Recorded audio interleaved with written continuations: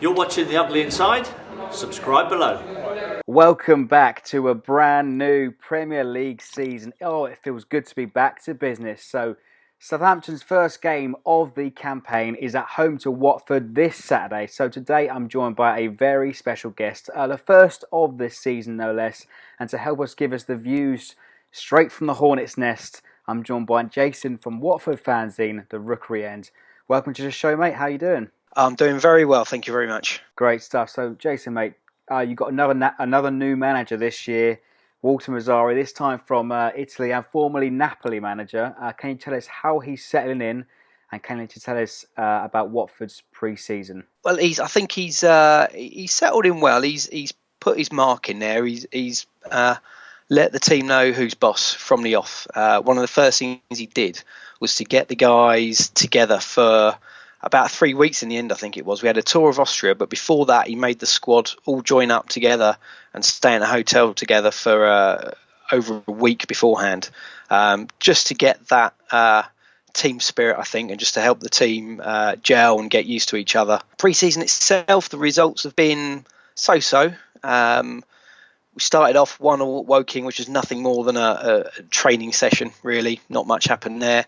1-2-0 at Stevenage, and we looked the better quality of side that we should have been against a League Two team.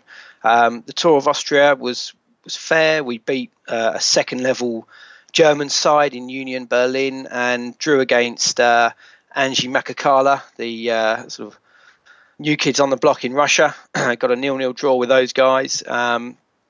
Things were looking good then. We then come back to England and we lost 2-0 at QPR, and it wasn't a great performance. You have to admit, QPR are a week ahead of us. Obviously, the championship season starts early. They would have started with what would have been their first team, being their last friendly. Walter was still trying a few things out, I think. A lot of substitutions in the second half. Started with players that probably won't be in the starting 11 come Saturday. Wasn't too worried at that point. We then had Lorient from France at home on Saturday. Started with a very unusual team. He didn't start with any of our new signings this season. It was very much a last season side. Again, started with his favoured formation, which is a 3-5-2. Changed it quite quickly on. He made a change after about 25 minutes and changed to 4-3-3, which does seem to be his plan B. And at that point, things started to look very good. We were 2-0 up, sort of halfway through the second half. Then made a few changes and the wheels came off a bit. A good free kick from Lorient, and then some poor defending, which again was a feature of the defeat at QPR. Something that you'd think we'd want to get sorted by now. It was certainly a big plus from last season as we started so solid at the back. And if there's anything coming out of this pre-season, we're probably a little bit worried that we're not as solid defensively as we were at this stage last year. And you expect an Italian manager to be quite defensively sound, right? That's it. And he's certainly been filling his side with defensive players. We've got a good core of defensive players anyway. We've got Prudil and Cathcart, who have both just come back from the Euros. We also have Miguel Britos, who finished the season quite well for Watford after not being able to get into the side at the start of last year. And we've added some other players. We've brought in Christian Kabasele, who was also at the Euros with Belgium, didn't get a game, but apparently he's a bright star, and he looked decent at QPR when he came on. So we look like we've got the players there. The worry might be that they're not used to the system that we've got, the three at the back system. So based on your pre-season then, how are you feeling going into this game on Saturday? I am a little bit worried. I think, as I said, I'm worried defensively that we know what we're doing. Gaps were appearing. I went to the QPR game and you could see it just seemed too easy for championship level strikers to find the space against our international defenders. And that is a worry. The other thing we're missing really is a central attacking midfielder. We need someone to unlock the door. One of the big problems towards the end of last season, when we weren't picking up many points, we'd sort of picked up all our points early last season. So at the end of last season, teams had worked out that Deeney and Igalo were our main men, and we didn't have any creativity really anywhere else on the pitch. We were pretty much playing 4 or 5 central midfielders across the park in midfield with no attacking width. Wing back wise, we look decent. We got Jose Holebas at left wing back, who's got a new lease of life at Watford, I think. But we need someone in the middle with a bit of creativity, a bit of flair to draw attention away from the likes of Deeney and Igalo and make something happen. And I think again at the moment it's not there. Well, you mentioned Deeney and Igalo. They were great for very much the first half of the campaign last year. Do you think they'll have a similar campaign this year, or who else would you say are your danger men right now? I think the potential's there for them to have a good season. Igalo needs to get a run of goals again. He needs to get a bit of confidence because he looked like a striker who had just forgotten how to score. He looked a little bit worried. We have signed a couple of forward-thinking players in Jerome Sinclair from Liverpool and Isaac Success from Granada. He's over 12 million. He's our record signing. And we've seen bright sparks from him. Not consistently good performances in pre-season, but he's looked good. And apparently on Saturday, he turned in a good performance when he came on. He might feature more if we go with Mazzari's sort of backup of 4-3-3. We might see a lot of him there.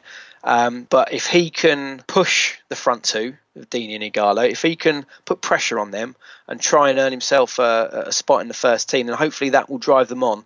I certainly know it will of Deeney. Deeney's a very hard worker, and he will see that as a challenge, and he will accept that challenge to push on and do better. There's even talk of, with Allardyce coming into the England setup, that maybe Deeney will get his chance. He's an Allardyce type of striker, so if he does well, we may well see him in the England squad one day. Who knows? Who knows? Big Sam, anything can happen. It could be Dealey and Carroll up front for the Malta game next month. Who knows?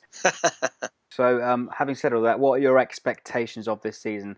Would you be happy with avoiding relegation, or do you want to push on a bit further? I think at the moment I'd be happy with avoiding relegation. It's always difficult for these sides that come up to challenge and stay in the Premier League. We know that from the first 2 times we've been there. Now we are very much a different club, and I think the expectation was almost there from our fans, not from everyone else, that we would stay up last season.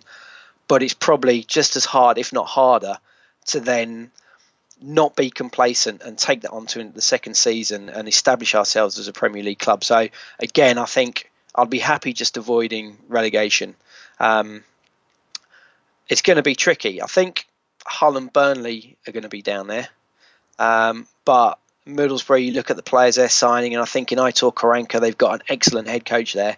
And I think they'll be all right. So it's then picking another side that's going to take that relegation spot. And the likes of Watford and Bournemouth, who stayed up last season, and you look at Swansea losing players, West Brom, they could all be in danger of taking that relegation spot.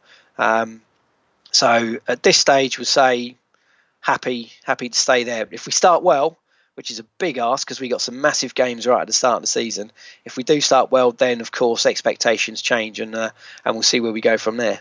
So finally then, what are you expecting from this game? Can we have a score prediction? Unfortunately, I don't think we're quite ready yet. There's a couple of players in the Southampton lineup that worry me. Shane Long, I think he's so underrated. He's quicker than I think people give him credit for. Just that nippy little striker. He could get in behind us quite easy. And of course, you signed Nathan Redmond as well. He's a player that a lot of Watford fans have talked about in the past as a potential signing for us. We've seen him and played against him at Championship level as well as Premier League level. He's quick. He can get wide into those areas that we might not be able to defend as well in this 3-5-2 system. I think he could cause us a lot of trouble on Saturday. He is a very good player, and I think you made a very good signing there. So in terms of the score, St Mary's has been a funny place for us. We've had good days there, we've had bad days there. Unfortunately for us, I think it's going to be a bad day. I can see sort of a similar to last season, another 2-0 defeat for us. I hope I'm wrong. Well, there we have it, guys. That's it from us from our first preview of the season. Be sure to check out the Rookery End for more Watford content.